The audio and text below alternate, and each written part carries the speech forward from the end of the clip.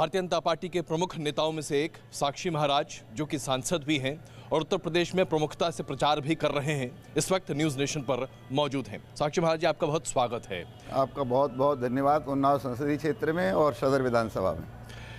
साक्षी महाराज जी, चुनाव प्रचार में आप व्यस्त हैं, लेकिन आपके बयान पार्टी के लिए कई बार बड़े भारी पड़ जाते हैं, ऐसा पार्टी के कई लोगों का मानना है। खास करके चुनाव आयोग ने भी आपके कुछ एक बयानों पर आपत्ति दर्ज की है। ऐसा क्यों होता है कि जब भी आप कुछ कहते हैं विवाद अपने आप बन जाता है? अजय जी, मेरा नाम साक्षी है और भगवान को साक्षी करके मैं जो कुछ भी कहता हूँ अक्षर से सत्य कहता हूँ। यद्यपि कुछ लोग मेरे विचारों से सहमत नहीं होंगे जी, पर अंततोगत्वा जिन लोगों ने अगर ऑब्जेक्शन किया होगा तो अंत में उन्हें भी मेरी बात की ही पुष्टि करनी पड़ेगी कि अंतिम सच यही है जो साक्षी महाराज ने कहा। चाहे मामला मंदिर का हो, चाहे मामला भारी जनसंख्या को लेकर हो, चाहे हिंदुस्तान की एकता को लेकर के हो, मैं जो कुछ कहता हूँ सही कहता हूँ। और सत्य बोलने के लिए करैक्टर के बल की आवश्यकता होती है। ये सत्य बोलना हर एक व्यक्ति के बस की बात नहीं होती है। अगर ऐसी बात है तो भारतीय जनता पार्टी आपके साथ क्यों नहीं खड़ी होती जब आप ये कहते हैं कि जो हालात कैराना में हैं वो देश के लिए बड़े गंभीर हैं? अगर ऐसा है तो भारतीय जनता पार्टी आपके साथ क्यों नहीं खड़ी होती और ये कहती है कि मुस्लिम आबादी आज देश के लिए एक बड़ी चिंता का विषय है और इसे चुनाव का मुद्दा क्यों नहीं बनाती? ऐसा क्यों है कि आपकी पार्टी ही आपके साथ खड़ी नहीं होती? इसमें से मैं आपके एक बात का तो खंडन करूंगा जिसमें आपने मुस्लिम शब्द का प्रयोग किया। जनसंख्या इस देश के लिए सुरसा की तरह बदन बढ़ाई चली जा रही है, मुंह फाड़ रही है। जमीन घटती चली जा रही है, जनसंख्या बढ़ती चली जा रही है। तो अगर मैंने ये कहा 4 बीबी 40 बच्चे नहीं चलेंगे, अपराध नहीं किया मैंने।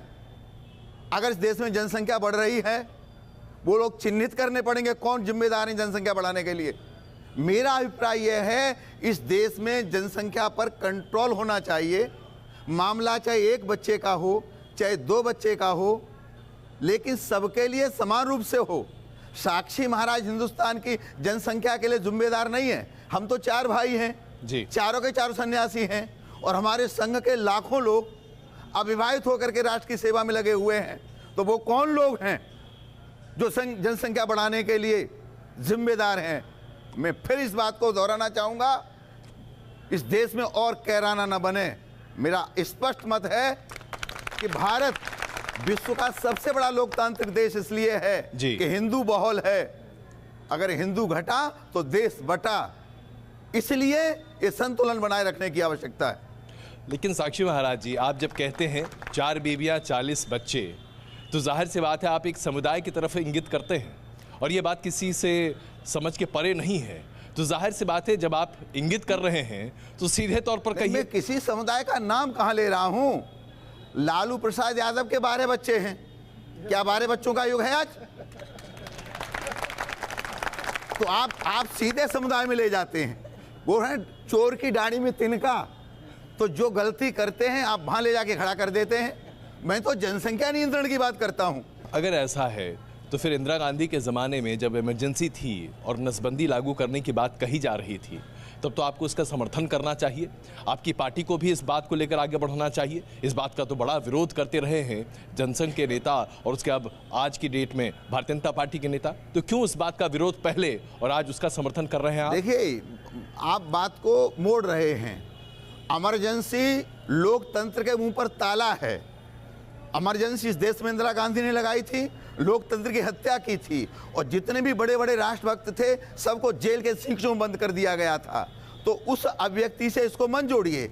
हम राष्ट्र की चिंता करते हैं, हम देश की चिंता करते हैं। हम लोग उस संगठन के व्यक्ति हैं। तेरा वैभव अमर रहे माँ, हम दिन 4 रहे न रहे। हमारे लिए पहले राष्ट्र है, लोगों के लिए कुर्सी होगी, लोगों के लिए पार्टी होगी, लोगों के लिए परिवार होगा। भारतीय जनता पार्टी विश्व का सबसे बड़ा लोकतांत्रिक संगठन है। ये कांग्रेस की तरह लिमिटेड कंपनी नहीं है, ये मुलायम सिंह की तरह लिमिटेड कंपनी नहीं है। ये भारतीय जनता पार्टी है जहां चाय बेचने वाला प्रधानमंत्री बन जाता है, तेली का बेटा। साक्षी महाराज जी, मैंने नसबंदी की बात की थी, तो क्या आप आज नसबंदी जैसी किसी योजना का समर्थन करेंगे? क्या आप आज भारतीय जनता पार्टी के तर्ज पर और उनके मंच पर यह कहेंगे कि हाँ, हमारे देश में चीन जैसा कानून लागू कर दिया जाना चाहिए कि एक परिवार में बस एक ही बच्चा हो? देखिए, नसबंदी कोई रास्ता नहीं है। मैं भारतीय जनता पार्टी का छोटा सिपाही हूं, विभिन्न पार्टियों में एक से एक बड़े नेता हैं जी। मेरी चिंता है कि इस देश में जनसंख्या पर नियंत्रण होना चाहिए, सबके लिए एक कानून बनना चाहिए। क्या नसबंदी आवश्यक है? ये आवश्यक नहीं है। 2 बच्चे से ज्यादा जिसके वो चुनाव नहीं लड़े, क्या ये आवश्यक नहीं है? 2 बच्चे से ज्यादा उनसे सरकारी नौकरियां ना मिले? 50 उपाय हो सकते हैं, लेकिन आप आदमी को नामर्दी क्यों बनाना चाहते हैं? इस पर बहस होनी चाहिए, चिंतन होना चाहिए, बढ़िया से बढ़िया विचार आना चाहिए। आपने कहा कि हिंदू घटा, ये डर आपके दिमाग में क्यों है? क्या इसलिए आपको लग रहा है कि बाकी अन्य धर्मों की आबादी ज़्यादा बढ़ रही है? और अगर ऐसा है तो फिर क्या उससे देश को खतरा है? क्या आपको लगता है कि एक बार फिर से विभाजन हो जाएगा? मैं बिल्कुल जिम्मेदारी के साथ ये कहना चाहता हूं जी। आतंकवाद एक ऐसी बीमारी है जिसने सारे विश्व का जीना हराम कर दिया। मैं ये नहीं कहता हर मुसलमान आतंकवादी है, पर इस बात को पूरी ताकत के साथ कहता हूं, हर मुसलमान केवल आतंकवादी आतंकवादी आतंकवादी होता है। पेशा भर में 450 बच्चों की हत्या कर दी जाती है। अभी अगर अफगानिस्तान में क्या हुआ, सारे विश्व में मानवता की हत्या हो रही है, मानवता को समाप्त किया जा रहा है। वो कौन लोग हैं? तो हिंदुस्तान में भी जी, जो आस्तीन के सांप हैं, हमें पाकिस्तान से खतरा नहीं है, हमें चीन से खतरा नहीं है, लेकिन हमारे घर में जो आस्तीन के सांप हैं, खाते हिंदुस्तान का हैं, रहते हिंदुस्तान में हैं, पहनते हिंदुस्तान में हैं और गीत पाकिस्तान के गाते हैं। हमें ऐसे लोगों से खतरा है। साक्षी महाराज जी, आपका एक बयान पहले का है जो मैं आपको आज फिर दोहरा कर याद दिला रहा हूं। आपने कहा कि मदरसों में एक तरह से आतंक की ट्रेनिंग दी जाती है। क्या आप आज भी यकीन करते हैं कि यही स्थिति है? और अगर ऐसा है तो एक बहुत बड़ी आबादी जो कि मदरसों में पढ़कर निकल रही है, वो आतंक की ट्रेनिंग लेकर पैदा हो रही है। देखिए, मैंने नहीं, सैकड़ों समझदार मुसलमानों ने यह कहा है कि ये मस्जिदें बंद हो जानी चाहिए, मदरसों की शिक्षा सुधरनी चाहिए। मेरा मदरसों में आना जाना है। मुझे नहीं लगता आप कभी दारुल उलूम में गए कि नहीं गए। देवबंद में कई बार गया, पर दारुल उलूम में मैं गया हूं जी। मेरी वहां तकरीर हुई है, मेरा वहां स्वागत हुआ, मेरा सम्मान हुआ है। ये जो मदरसों में शिक्षा दी जाती है, उनमें कोई अब्दुल कलाम पैदा नहीं होगा। आज तक कोई हुआ हो तो हमको बता दो। उनमें कोई अशफाकुल्लाह पैदा नहीं होगा, उनमें हमीद पैदा नहीं होगा, उससे नौकरी नहीं मिलने वाली। हमारी सरकार भी चाहती है, मैं भी चाहता हूं, इन मदरसों का एक सिलेबस होना चाहिए, इनमें कंप्यूटर शिक्षा होनी चाहिए, इन्हें अच्छी शिक्षा होनी चाहिए, ताकि मुस्लिम समाज के लोग पढ़ लिख करके अपना भविष्य भी बनाएं, अपने समाज का भविष्य भी बनाएं, देश का भविष्य भी बनाएं, देश के भविष्य के भाग्य विधाता बने। ये चिंता है मुझे। मदरसों से परेशानी नहीं, लेकिन वहाँ जो तालीम दी जाती है उस तालीम से जरूर परेशानी। साक्षी महाराज जी, कैराना की बात लगातार होती रही और आपके बयान भी उस पर आते रहे हैं। योगी आदित्यनाथ ने भी कहा कि कैराना जैसी स्थिति पूरे उत्तर प्रदेश में बन सकती है, खास करके पश्चिमी उत्तर प्रदेश में, और ये कश्मीर जैसे हालात बन जाएंगे।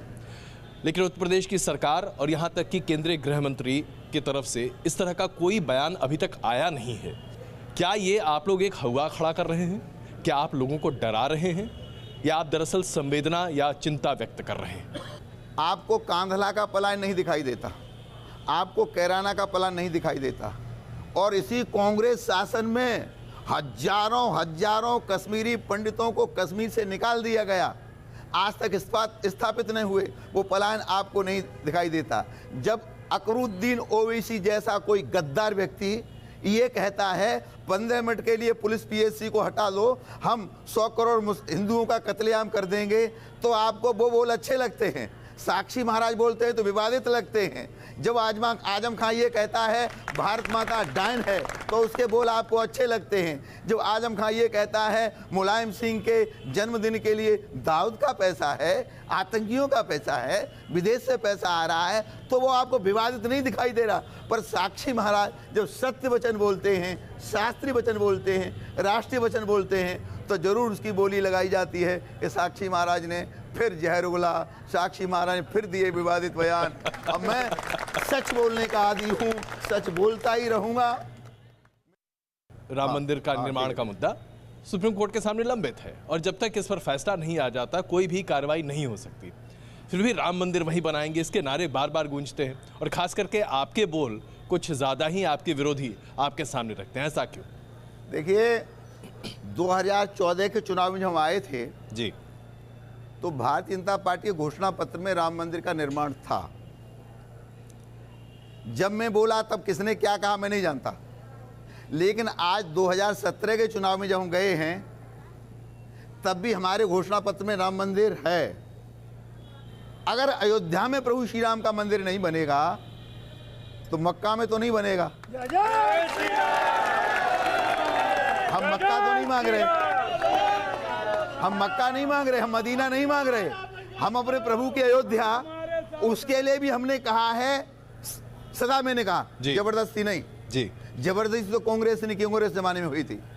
हमने कहा है जो भी अड़चने वो हटाई जाएंगी। 3 रास्ते हैं, या तो हमारे मुस्लिम भाई जैसे मध्य प्रदेश से 6-6.5 लाख मुसलमानों ने हस्ताक्षर करके राष्ट्रपति को दिया है कि अयोध्या मंदिर बनना चाहिए जी, तो या तो मुस्लिम भाई बड़ा दिल करें और मंदिर बनना शुरू हो जाए, एक रास्ता। दूसरा रास्ता सुप्रीम कोर्ट जल्दी रोज सुनवाई करे, अपने कर्तव्य का निर्वहन करे और जो कोई निर्णय करना है कर दे, या फिर लोकसभा में प्रस्ताव पास हो। पर मुझे विश्वास है तीनों में से कोई भी रास्ता निकलेगा, ये कलम तो प्रभु श्री राम ही चलाएंगे ना, राम के बिना कौन क्या कर सकता है। तो जज की कलम भी राम के पक्ष में ही जाएगी। इसलिए अयोध्या में प्रभु श्री राम का भव्य और दिव्य मंदिर बनने से दुनिया की कोई ताकत रोक नहीं सकती। तो ये माने कि लगभग 2.5 साल का वक्त और बचा है मौजूदा सरकार के कार्यकाल में, तो क्या 2019 से पहले राम मंदिर देश को मिल जाएगा अयोध्या में? क्या इसके बारे में आप आश्वस्त कर सकते हैं अपनी जनता को और देश की जनता? देखिए मेरा व्यक्तिगत विचार है जी कि हम 2014 के चुनाव में जब गए थे तो एजेंडे में प्रभु श्री राम के मंदिर का निर्माण था। मेरा दिल करता है, मैं महात्मा हूं, साक्षी हूं, कुछ दिखाई भी देता है क्या होने वाला है। मेरा दिल करता है कि 2019 में जाने से पहले हम सारी बाधाओं को दूर करके प्रभु श्री राम का भव्य दिव्य मंदिर बना के जाएंगे।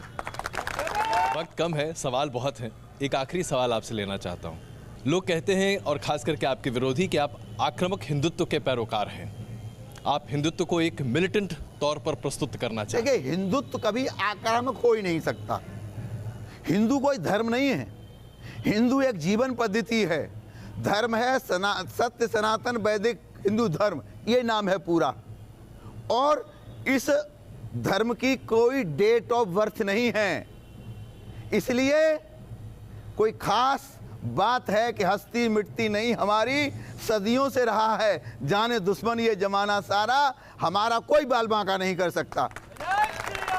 और मजहब जो ये कहते हैं मजहब नहीं सिखाता आपस में बैर करना, मैं कहता हूं मजहब ही सिखाता है आपस में बैर करना।